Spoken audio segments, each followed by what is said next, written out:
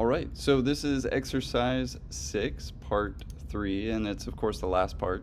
So just to kind of recap, um, part 1 was floor plan, part 2, section and elevation, and part 3. Honestly, the exact same Photoshop tools, but obviously used in a slightly different way, right?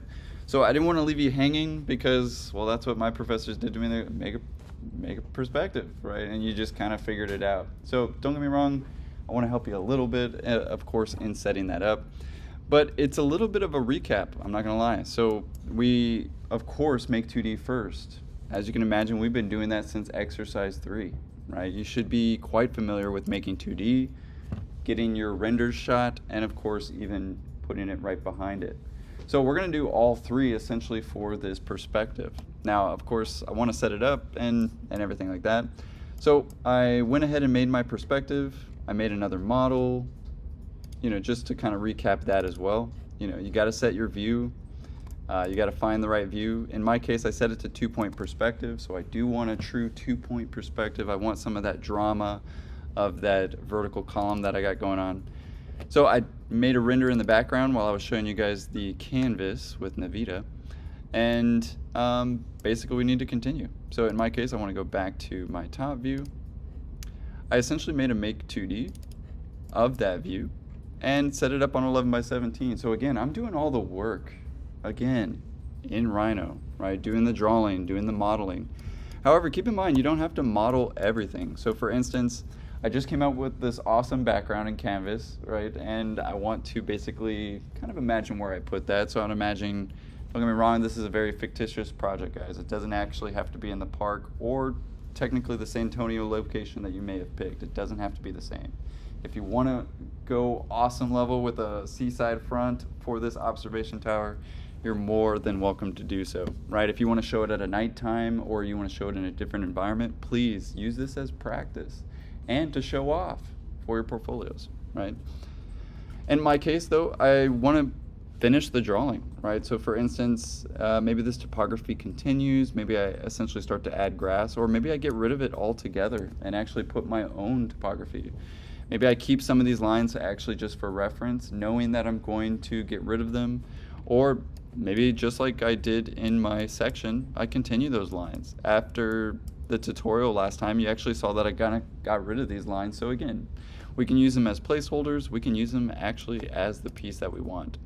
So in my case, this is looking pretty good for the view that I want. I potentially want to put a scale figure there, all that stuff, right? So I think I got a scale figure last time.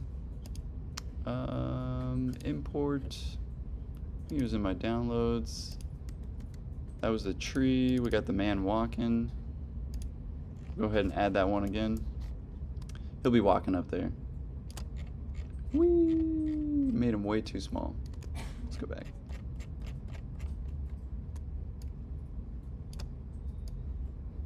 So again, getting the accurate drawing where it's needed. So in my case, definitely want to set up the scale figure. Now it is pretty difficult. I will say it is a 2-point perspective, and that's pretty close. Don't get me wrong, he looks like he's running off, but hey, maybe it's a placeholder for now as well. But I can get a bunch of those involved now that I have one, so copy, paste, and basically move it. Get all kinds of people in there. Again, keep in mind though, the farther it is from the camera, the smaller that person's going to be. Right, so I probably want to make him a little bit smaller since he went back a little bit. And if I had one in the foreground, so copy, paste. Obviously we don't want little tiny people up here. And it's pretty obvious, I think, after doing this so much. You start to realize your scale, right? And he's really close to the camera. You could even argue something like this. Somebody really close to the camera. Let me flip that around. I mean, we used to do that all the time just to kind of hide information. So you'd be like this, like somebody in the foreground looking at it. And now here's a bunch of area that I don't have to worry about in terms of, producing or, making the grass just right or getting trees involved. So again, what's also nice about this is I put the user there. For instance, the person that is going to be viewing this shot may actually empathize with what that person's actually seeing and start to really understand the view. Keep in mind that the name of the game is graphics, not how cool of an object you make. After the communication, it's about how cool the object you can make, right? But if nobody can understand what you did, chances are they're not going to build it, right? Or if they can't put themselves in the shoes, or, I mean, this happens in studio all the time. The professor just doesn't get your project or doesn't understand what you're going about, or maybe you don't even understand what's going on, right? So again, the first person who needs to understand is you. And one of the general rules about these things is typically the person's head goes on the horizon line. So even this, I'd want to basically line these up. And another great thing is I can draw a line and specifically line them up. Man, I almost nailed it. Look at that. Right at eye level, right? So eye level, eye level. However, he's not going to be at eye level because he's, of course, above the horizon. So doing pretty well there. In fact, I may actually keep that. Why not? Shoot, trim him right off. Get rid of that penguin body he's got going on. But hopefully you can kind of start to see it starts to develop. I could give him a partner, I can give him a friend, you know, and they could both be now going to the scene too. So again, you're making a narrative, you're making a story. Now I know if you haven't had D1 or D2 yet, you don't probably know a lot about that yet. But in D3 and D4, that is the name of the game. Context, and of course being able to communicate and put somebody there. However, that's looking pretty good. So I'm going to go through my natural workflow, file, export selected, just like part 1, just like part 2, and we'll do a test perspective. Exercise 6. Go ahead and put it on the desktop, at least for now. And we need to make it an AI file. Sweet. Go ahead and minimize that one for now. Please don't crash, please don't crash. Sweet. And you know what? I might actually just save this and close Rhino, because Rhino does take up a lot of CPU and GPU right now, which is not what I have going. Alright. So, open. I'll try not to talk so much on this part, but again, another opportunity. I mean, just in case I forgot, you know, some of the lines, or I forgot to add a character, I could still do that in Illustrator, as you guys saw with the DWGs of Pimp My Drawing and the AI file, right? Obviously, we can import those things. A little bit harder sometimes, but you can. Let's move that guy. Nailed it. Dang, so close. Look at that. But obviously, frame to frame. And eventually, you can do this in your sleep, right? And some of us do, right? During studio, you're like half awake. Let's face it, studio's for real. Right. But I want to get that as close as possible, and it looks like mine's actually slightly off. Not a big deal. I'll let it fall off a little bit, and it looks like mine's grouped in some way. Not sure what's going on there. I think I accidentally clicked on something. Did I get it? We can ungroup things in here. So if you go to Object, Expand. Expand is a lot like Explode in other programs. So if you expand, you say expand the fill and the stroke. Sweet. And still nothing. Ungroup. There we go. I think I accidentally grouped it. Not sure what I pressed there. Anyway, it happens. So we'll ungroup it as well. And if you can't find ungroup, it is also under edit as well. But very often you get this little wonderful toolbar that comes up and pops up. So that is pretty nice too. But let's go ahead and change the line weights real quick. Very quick. We got no time to spare. Doesn't look like I have anything on these layers. My bad. And everything's on my outer layer. My bad. So clearly something wrong. I didn't maintain my layers when I make 2D. And I shouldn't probably open up Rhino again. But just keep that in mind. Obviously, just like the regular workflow. And make sure that you save it correctly, unlike I did today. Because clearly all my lines got stuck to one layer. However, for the sake of today, fake it till we make it. We'll do something like that. Not a big deal. We just need to really use it as essentially a coloring book. We don't even really need the lines if we don't need them. You could also technically do this on a render, right? Which I'll kind of do a little bit of both today. However, I'm not going to put the image in here like I normally would. I'm going to put it in Photoshop as another layer. So in my case, quote unquote, that's ready to go. So let's go ahead and open up Photoshop and flip our piece of paper. And let's do that. New file, go with 11 by 17. 400 DPI, sounds pretty good. And drag that guy right in there. So again, take everything, and it of course turns it into a smart object. It'll freeze a little bit, and hopefully made it. All right. So it does bring it as a smart object, a vector smart object. Sweet. So I'll need to go to my tools and basically move that around until I find it, exactly right. In my case, I don't want that man to be so tall. Use my shift and my arrow keys to, of course, dial that in just right. All right, I'll keep it. I could also do Command T just like last time and transform it. So we could take that layer, Command T, and of course transform it as well. So if it needed to be bigger, smaller, as long as it's proportional and holding shift, you are good, golden. However, I'm running out of speed, so let's turn this one off. Don't save, and of course quit Illustrator. It's never a good idea to have multiple programs, especially on a laptop, especially while recording. Now, these computers could probably handle 2, 3, or 4 programs at a time, but be very careful, especially if you have your own laptop, guys. I know it may seem like you're getting more done, but if it's slowing it down, you're actually reducing time, and well, it might crash, and then you really lose hours of time, right? So be very careful. Also, I don't know if I've explained this before, but a computer plugged in, especially a laptop, runs at a different voltage than when it's unplugged.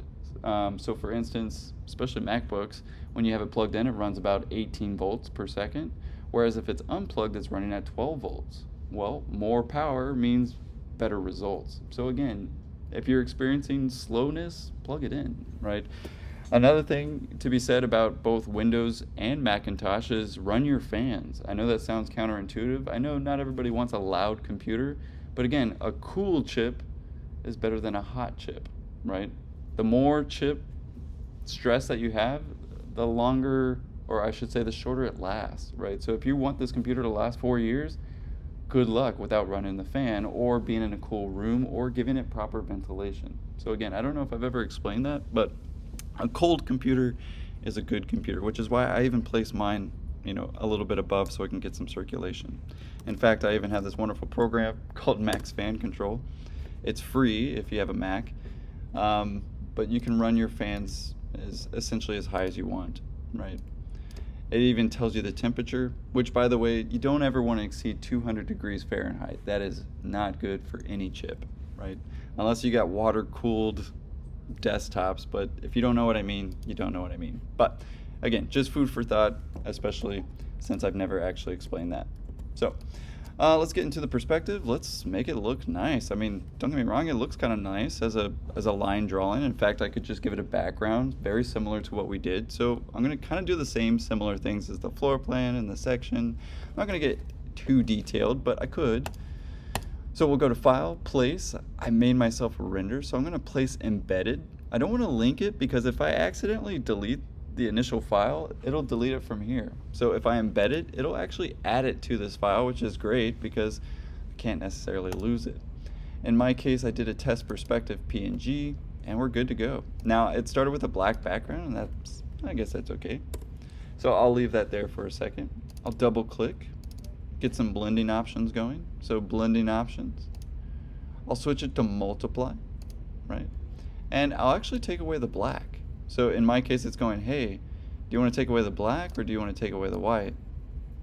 Well, actually, both of these are really nice, right? If I wanted to do that, I mean, don't get me wrong, there's something really kind of cool and very different that I didn't normally have in Rhino, which, by the way, we're always trying to do in Studio. We're trying to make it look like we just made it, right? That we use multiple programs, and it wasn't just a click of a button AI model generation. However, in my case, I do want the white today, and I just want to get rid of the black. So I could do that, right? I could even really get rid of all the black, but I just need that black background gone. So that's pretty good. So again, blending options, multiply, and move this guy right here. Underlying layer, you can kind of see what that does. Yeah, it's more or less the drop shadow of the image. Probably not the technical term. but as you can see, makes it a little bit easier. I'll line up at least one part of my drawing. So you guys probably know the secret now. Let's get one part going. Usually your top left or top right corner. And of course hold shift so that it maintains its proportion. And you may have to wobble it around a little bit. Use your arrows. And let's face it, this part usually does take a little while.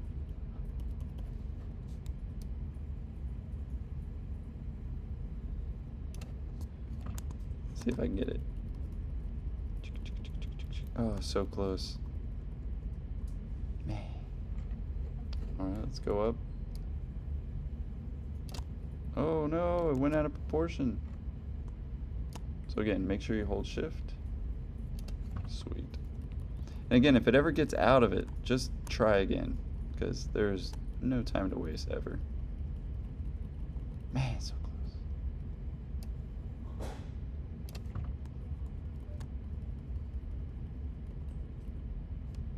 So close. There we go.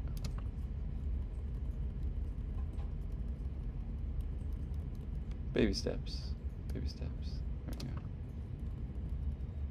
Not too shabby, right? So obviously we want to line up those drawings. We want to get those pieces.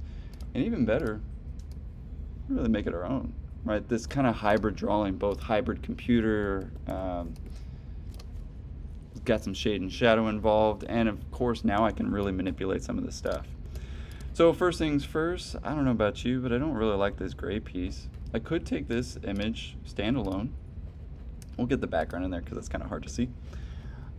We could take it out, right? For instance, ballpark it and basically take out that color, right? Or I could just take out the topography layer, right, and make 2D too, right? So I don't have to necessarily work harder trying to get rid of something, but I just want to show that you can, right? So you can take something like this and we can replace that color. So for instance, on that layer, I don't think I've actually shown this yet, so we can go to Image, Adjustments, and of course Replace Color. Now if it doesn't say you can replace color, or some of these options are grayed out, it's specific to the very layer itself. So sometimes you have to right click on this guy and say convert to a smart object again. I know it already came in as a smart object, but when you convert it again, you get some other options, right? So adjustments, and we still can't do it. Well, darn. If that doesn't work, the next thing that you can do is of course rasterize the object.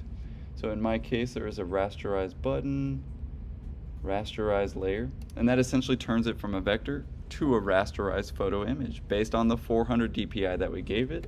So it's a pretty good quality. Now we can change the color, right? So replace the color.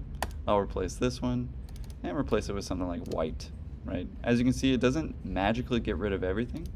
So we'll have to either decrease the fuzziness or increase the fuzziness or change the lightness as well, right? So you can actually, you could do some of those things arguably easier in Rhino, easier in other programs, but again, just wanted to show that those kinds of things are available, and it's based on the selection, as you can see, that I did. So it disregarded some of the other things involved.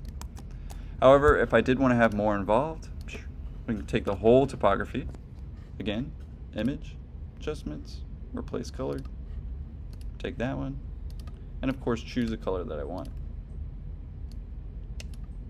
Give it some brightness. So more or less we can start to get rid of some of those elements that we need, but it also gets some of the other elements that we don't need. So again, it's up to you. In my case, I got the Wacom going today, so I might as well brush it in and go over some of the more brushy-like tools. In my case, I know I'm going to set up some sky. Sky is really just about the same as last time, except I'm just going to draw it in this time. Get some grass. And we'll probably throw in some trees in there as well. But we'll wait for that layer. Let's get to the sky first and keep it towards the back. And let's make this a little bigger for the recording. There we go. All right, so sky. I know I only want the sky potentially here. I know I'm gonna have a lot of ground there. So I have to set up my horizon line. Everybody, well, I should say everybody knows, but not everybody knows. Maybe they inherently know, but The horizon line that exists is where the land meets the sky, but it doesn't really meet the sky. Like, for instance, have you guys ever looked down a railroad track and thought to yourself, oh wow, those lines are coming together slowly, slowly into a vanishing point? Now, if you've taken freehand 1 and freehand 2, you know exactly what I'm talking about. But the horizon is a real thing, and it's based on your eyes, right? It's essentially the zero level of where we're seeing. So everything below your eye is coming up towards it, and everything above our eyes, again, coming down towards it, giving us a horizon line full 360 degrees all the way around us. However, in our case, we'd want to match that. So you'll see that this line that I created, I'm more or less trying to find my horizon line, right? So I know that I do have a scale figure down here, and that may be my horizon line. After all, I did establish that. So there we go, right? So again, I see this happen all the time. The horizon line is way too high or way too low. It looks like we're kind of falling off the edge of the earth, or like we're looking at like a lot of earth, and the scale of the architecture starts to look like it's too small too. So again, we're trying to match reality, and we have to know a little bit about reality and how it works. And of course, optics is a huge one. But in our case, that's looking pretty good. So I don't need this side, but I do need the other side. So I'll select the other side, and you can see that the ants are now running on the opposite. Now I just want to brush these in. So some of the tools that I was going over last time are definitely the marker tools, the watercolor tools. We got the Micron pens, and I'll actually be doing that as a tutorial for Freehand 2 today. But I don't want to be here all day, and I do know that I can just use Canvas and make my own sky. I can even draw on that sky if I really wanted it to make it my own. But for instance, my watercolors, let's see, I do have some special effects brushes, but I don't want to use anything I guess you guys can't use. So they're dry media brushes. These top 3 are pretty much default brushes, and I do have actually the Dig Sketch, and I'm going to load those on to each of these computers as well, so hang in there for a second. But I'm just going to kind of use like a soft airbrush and go with something, not a perfect blue, but if you've ever looked at the sky, it's not a perfect blue, it's like a slightly off blue. And depending on, you know, if it's summertime, it's slightly warmer, or it's got a little bit of a red tone, and if it's cold outside in winter, it's got a slight cooler tone to it. So I'm going to use my brush tool, letter B, select something a little bit bigger, and of course actually brush that in. If I wanted clouds, I basically leave white space. You guys see that? So it's not like your kindergarten class where you would normally draw the cloud and, you know, kind of draw the rest. In my case, I want to turn the opacity down a little bit more. I want to go a little bit bigger. Don't want to be here all day. And what's really nice is it goes based off of my pressure of my pen. Right, so if I press really hard, it's going to be a little heavy. Whereas if I go really light, it's a little bit softer. But essentially I want to make these soft clouds. I want to make the darker areas kind of towards the bottom vignette corners. And just like Bob Ross, there's no such thing as a mistake, just happy accidents. Right?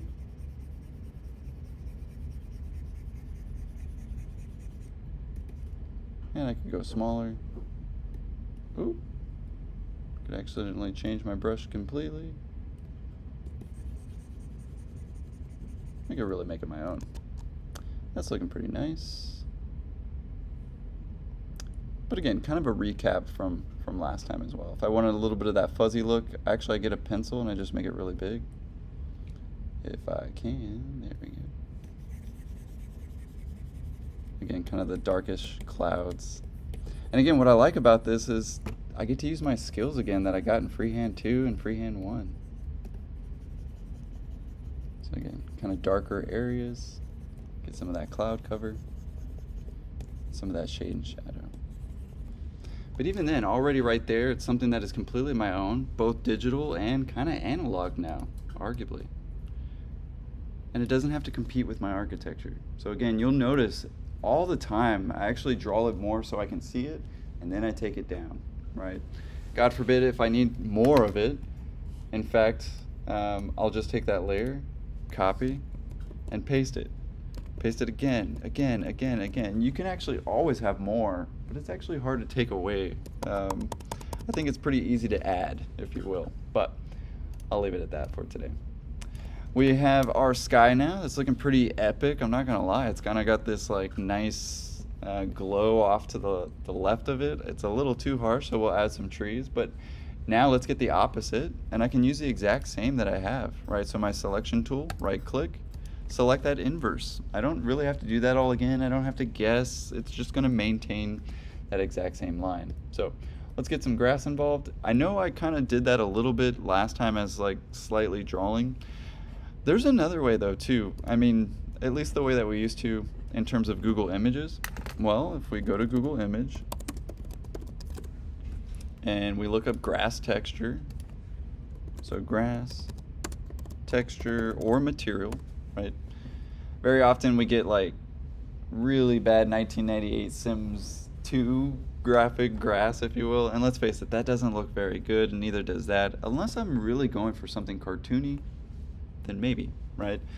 But I do want something relatively flat, and it starts to be realistic. I mean, something like this is really nice because it has a little bit of the foliage involved. It has like different grass types, and if you've ever just looked at Texas grass, it is not consistent whatsoever, right? There's like so much different things going on in the grass. So something like this is definitely a little bit more preferred. Just like we did in elevation, just like we did in section, we looked for something flat. So in the perspective, we want to look for something actually in perspective. And fair enough, this is actually at least somewhat close to perspective. However, it's going to take us to another site, so let's not go there. Instead, let's right click and of course open the image in a new tab. Usually brings us to more or less its kind of standard, you know, thumbnail, if you will. And that's definitely enough to work with. So in my case, I'll just take that directly in. It'll say, whoa, can't export that, bro. That's okay. We'll just save it. So file, save as. And it might be the file type itself. So we'll call it grass. We'll put it on our desktop for now and save it. So I do want to show a couple ways to do grass. Obviously I've shown a couple different ways to do the sky. And there's no really right or wrong way. I would say it really starts to be preference. And these start to be the things that we argue about when we do pinups, when we do architecture dialogues and discussions. So file, in my case, I'm just going to import, or again, place embedded, right? And we'll take that grass image. Maybe it's really small. Oh, there it is. All right, so that's definitely something we can work with, but my goodness, is that the most green grass you've ever seen in your life? And that's okay. As it is, it's not really going to the perspective. After all, I do have a 2-point perspective, and I do have essentially a vanishing point way over here, and a vanishing point essentially way off the page, right? So it is gonna fall off the page. And you know, you might have to remember the graphics too a little bit and go, oh yeah, that one's going way over there, and that one's actually on the page, right? So this one's relatively simple, right? I can squish this one. After all, I need to make it look like grass. So I'm gonna hold shift, and I'm gonna kind of do 2 halves of the page, one going one way and one going the other. Just like I mentioned last time, you can hold Option on the Mac, right, to do different things to the transform. And if you hold Control, we can actually dial in some of these as well. Sorry, Command. Right, so we can actually flatten some of these things. We can take them way off the page and start to make them look like they're actually getting smaller towards that background. So something like that. Right, starts to be a little bit useful. Now in transform mode, it does look funky, not gonna lie. So we do have to manipulate it a little bit. And more or less make it look like it's going towards the back.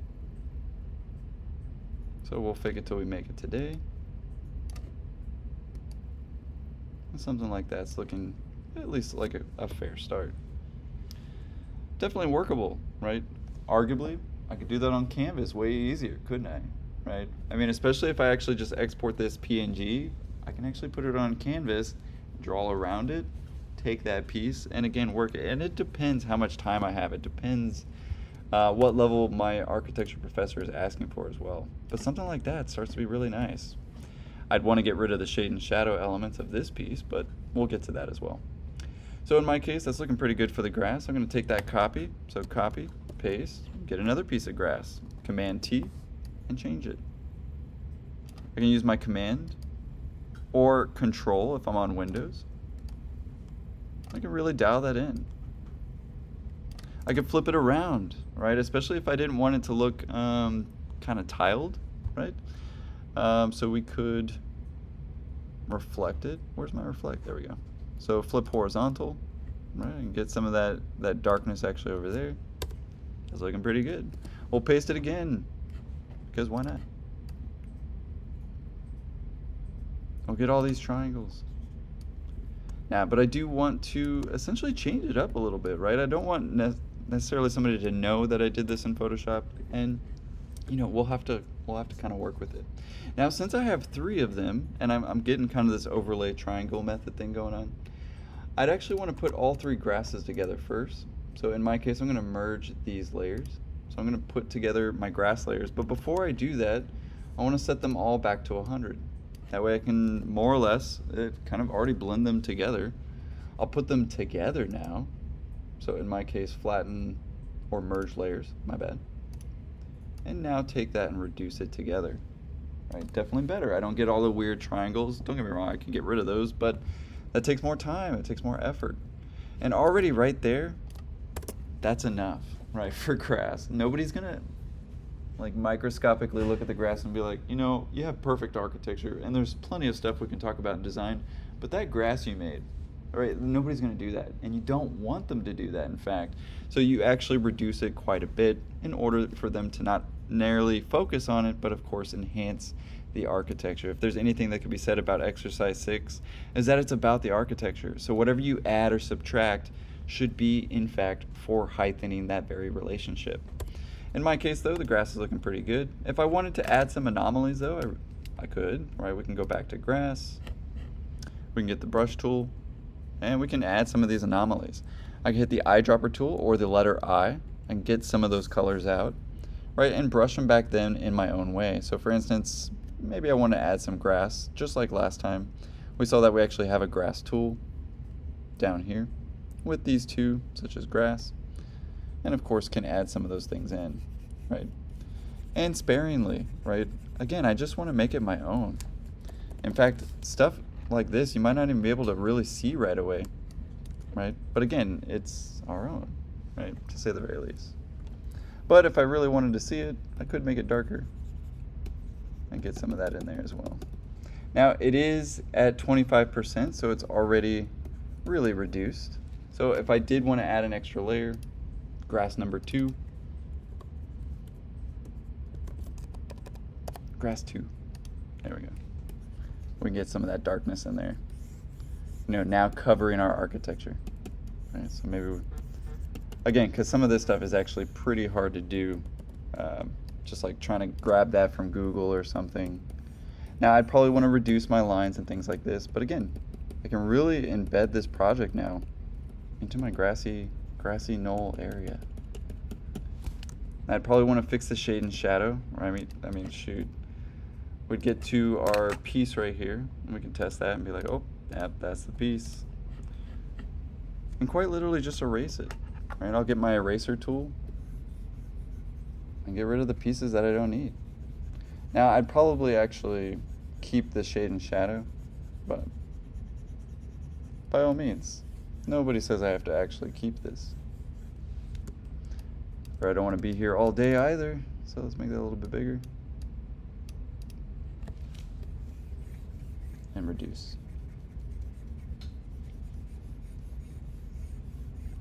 I'll keep some of that shadow. It's already starting to get there though, right? Starting to embed, starting to look like it's at least affixed, maybe anchored onto that grass.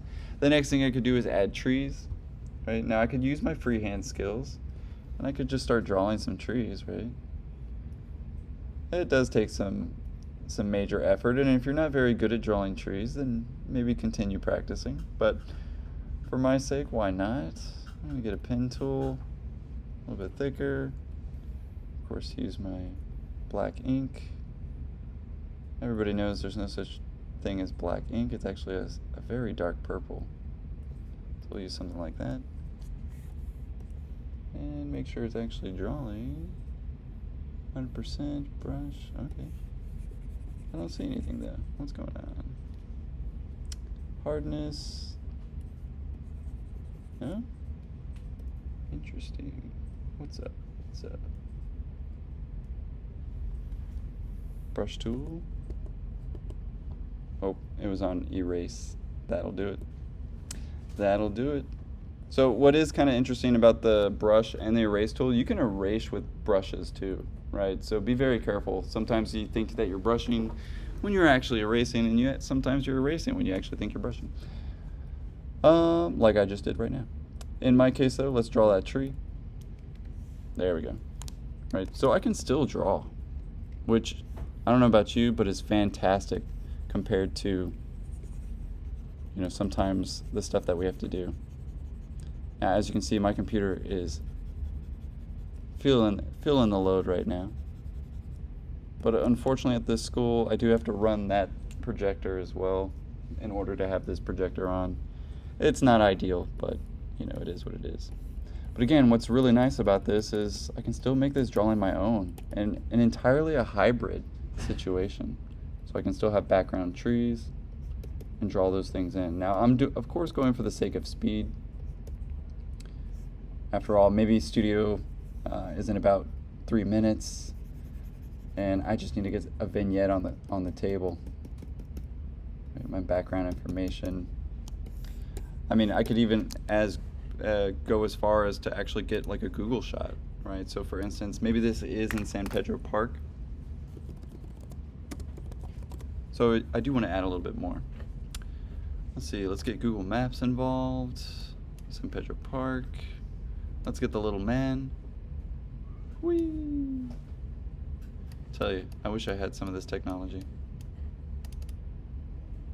But if I wanted that background, I could, right? But again, I'd want to match my 2-point perspective. Now I notice this isn't a hard perspective, right?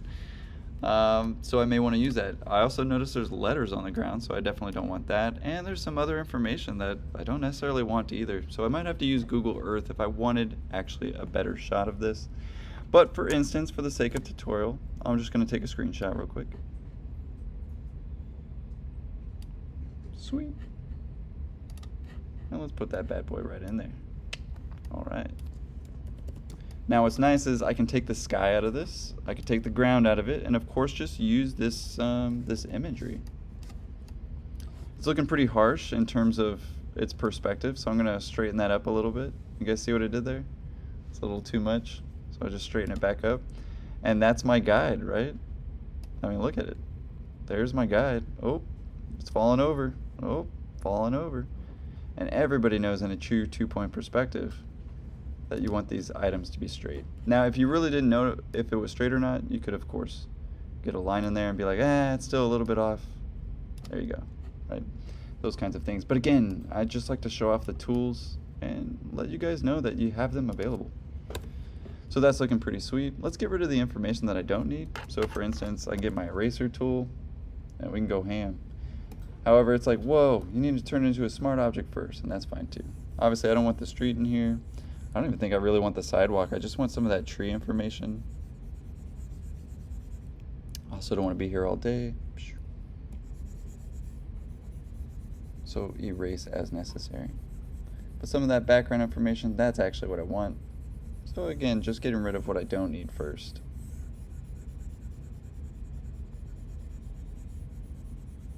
I've already got my sky generated, but that one's actually looks a little harder to erase. So I'm going to use my magic wand tool. I can erase that part. If I hold shift, I can erase that part, that part, that part.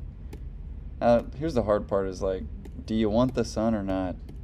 Actually, I'll show you how to add a sun on our own. So in my case, again, just trying to get rid of the sky. I kind of like the clouds in there and the trees, but it is what it is. We might have to blend those a little bit better. Now for here, E for eraser, and go to town. Big eraser. I kind of want this like rainy sky that we're creating, so again, just getting rid of what we don't need. Command D to deselect. I think I went over that a little bit. Although you see that there's kind of this blue color, so I'm going to take all of it I'm going to replace that color. So image adjustments, replace color, take that blue and turn it into white. I don't know, something I just can't see.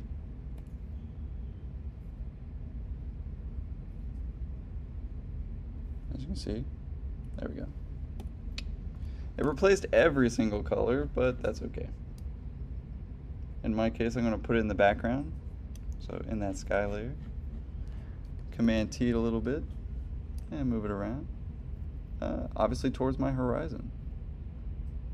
And so I do want some of that information. Yeah, I'm going to squish it a little bit. Why not? Nobody has to know. So basically line that up. It's looking pretty sweet. Deselect. Take that and get rid of what I don't need.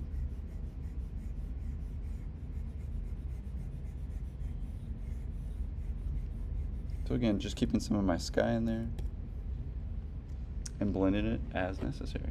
That's a bit much. I'll take it back a little bit. And again, I may want to fill it in with some of the information that's already there. And if it's getting too much for you, you can always turn stuff off. Right? And I'll take my shape tool, or my stamp tool, I should say, and basically copy it. I mean, I don't know, I can't tell you how many times I do this. Or just copy the image. I'll use my stamp tool, and then just copy it. And it's enough to actually fake it.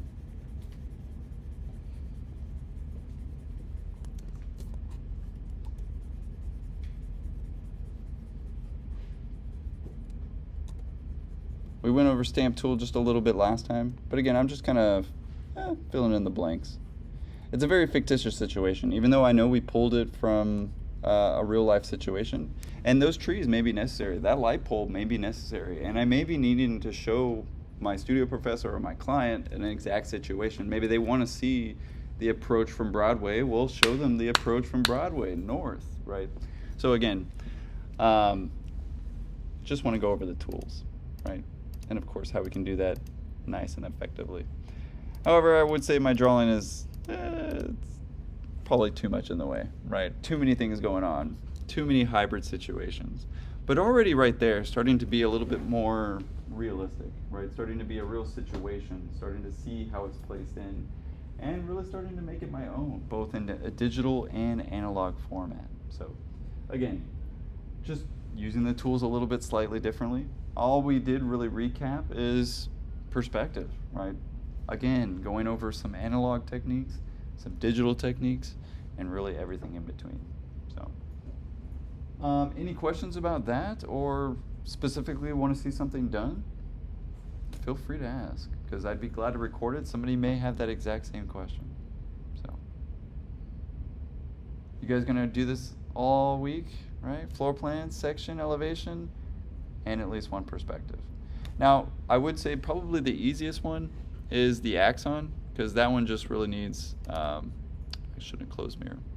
That one just really needs just like a background render, and that's more of a diagram that really explains maybe the circulation, the vertical circulation, such as the stairs and such. But for the most part, you probably don't have to Photoshop the axon, right? But just to recap, that's it. Floor plans, possibly 3 of them, at least one section, but you're more than welcome to do both. Bless you. We do need process diagrams, so that's really just exercise 3. You know, the one where you made the abstract diagram and then like a 2-point perspective for us. That diagram, right, that shows off where the model started. And one exploded axon. Right, so not too big of a deal. And keep in mind, each of these are on 11 by 17 in portrait. Right, so it's okay, I think, if some of them are in landscape, such as like the section that I did, but just make sure it's 11 by 17. Yes, ma'am? Do you want a long and a short section, or a long or a short section? Or, right? It just says 1, but if you want to do 2, go for it. Right, but yeah, just 1 is required. Long or short. Good question. No other questions on that, guys? All right, we'll end it there for today.